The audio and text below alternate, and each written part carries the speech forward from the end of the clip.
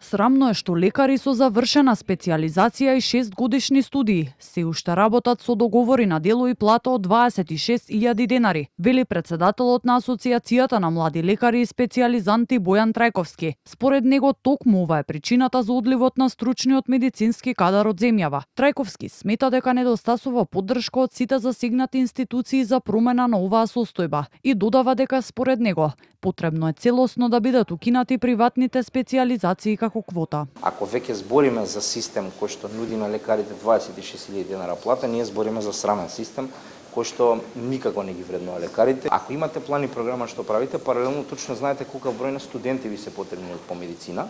Тоа е првиот чекор за да немаме ние хиперпродукција на кадар.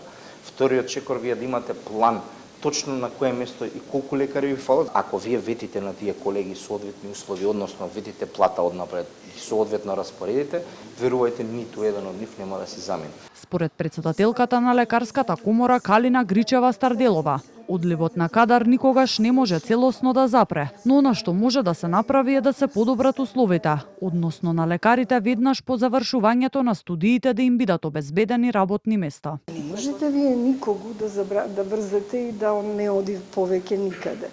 Тоа е дистрибуција која е легална и секој кој не смета дека би сакал да работи на друго место, не можете како да го задржите. Завршен студент по медицина ќе го заинтересирате ако му дадете работа и ако му дадете можност да он се едуцира за таа работа и да биде добар во таа работа.